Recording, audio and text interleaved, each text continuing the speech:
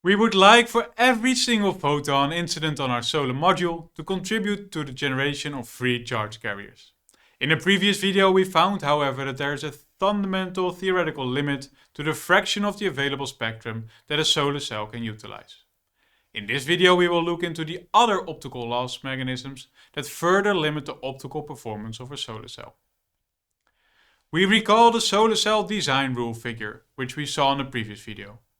We now understand that spectral utilization puts an upper limit on the efficiency of a solar cell. To what extent this limit can be reached depends on the electrical performance, which is the domain of the bandgap utilization, and on the optical performance of the solar cell. Light management is concerned with remedying the optical losses in solar cells. In this video we will discuss the basic concepts of light management. The objectives of this video are to learn about the 4 optical loss mechanisms in solar cells and the main approaches at mitigating each of these loss mechanisms. These light management approaches involve many of the subjects discussed in this section on the optics in solar cells. We will use a standard crystalline silicon solar cell shown here to demonstrate each of the 4 main loss mechanisms in solar cells. As we can see in this picture, part of the solar module surface is covered by a metal grid. As this metal grid is not transparent to the incident light, the area under the grid is shaded. These shading losses decrease the amount of sunlight reaching the absorber layer. To minimize the shading effect, the metal grid requires some clever designing. The solar cell we see here has a classic metal grid pattern on top. We see 2 conduction paths for the electrons in the middle of the front surface of the solar cell. These paths are called busbars. The small stripes going from the busbars to the edges of the solar cell are called the fingers. Since the area on the electrodes is shaded, the active area of the solar cell is effectively decreased. The coverage factor, denoted by CF, is a measure of the active area of the solar cell, as it indicates the fraction of the total area of the solar cell that is not covered by electrodes.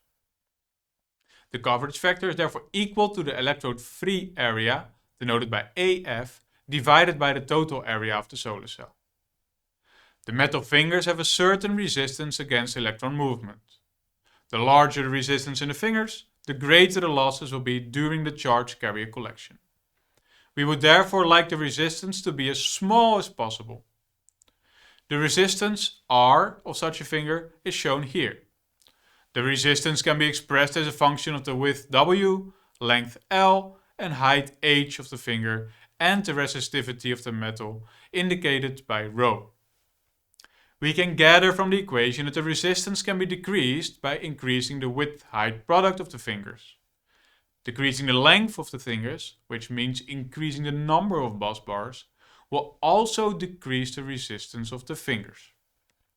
Any of these measures will, however, inadvertently decrease the electrode-free surface area of the metallic grid and as such decrease the coverage factor. This trade-off between the resistance of the fingers and the shading by the fingers is shown in this graph, where the power loss of the solar cells is plotted against finger spacing. We can see several competing effects. With increasing finger spacing, the power losses of the solar cell decrease because of the less shading. The power losses increase, on the other hand, due to increased resistance in the emitter layer and contacts. Hence, there is an optimal spacing distance at which the power loss is minimal. A similar plot can be made for the power loss versus finger width. The larger the width, the larger the shading losses will be. But with increasing width, the resistance decreases. Again, here an optimum exists at which the power losses are minimal. We see that optimizing the front contact pattern is a complex interplay between the finger width and spacing. The metal grid is not the only factor that prevents light from entering the solar cell. This picture shows some colorful solar cells. We observe these colors because a full spectrum of photons is reflected off the solar module surface. The glass plate used to encapsulate the solar modules reflects a fraction of the incident light. Even though silicon dioxide is highly transparent to the visible light, it is not completely so. Any light reflected off the solar cell surface will not contribute to charge carrier generation. Introducing an anti-reflection coating minimizes reflection at the front surface of the solar cell. These pictures show a multi-crystalline silicon wafer with and without anti-reflection coating. The wafer without anti-reflection coating appears silverish, which means that it is highly reflective. A similar wafer with anti-reflection coating has a dark blue appearance. This means that the reflected light intensity is much lower. There are different approaches to making an anti-reflection coating, and several concepts will be discussed further in the optics section. The third loss mechanism concerns the notion that light is absorbed in all layers of the solar cell. However, only the photovoltaic absorber layers contribute to the actual generation of charge carriers. This means that any light absorbed in photovoltaic inactive layers are considered a loss mechanism. This loss mechanism is known as parasitic absorption. Parasitic absorption is of special concern to solar cells with a p-in junction, where only the intrinsic I layer is a photoactive layer. The final loss mechanism concerns the transmission of photons from the solar cell without being absorbed. This generally involves photons with an energy equal to or slightly above the bandgap energy of the absorber.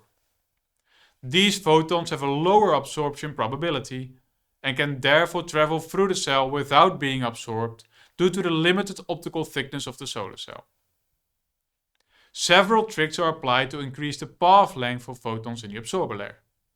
Two of these are shown in this figure. The shown cell applies light scattering at the front and a reflective layer at the back of the cell. The scattering of light is applied to deflect light away from the direction perpendicular to the surface, which is the shortest path through the cell.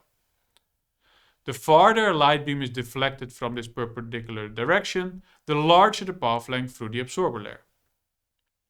A reflector at the back of the cell allows the photon to pass through the cell for a second time. The scattering of light and back reflectors are extensively discussed later in this course. Time for a recap of our optical loss mechanisms. We saw how a typical solar cell exhibits losses due to shading, reflection of the front surface, parasitic absorption, and transmission. And we discussed the basic concepts involved in minimizing these losses. The shading losses should be minimized by cleverly designing the spacing and width of the fingers. The front reflection can be addressed through an anti-reflection coating, which we will discuss in more detail in the following sections. Finally, the light transmission from the solar cell should be mitigated by increasing the path length of light through the solar cell. We'll see you again in the next video.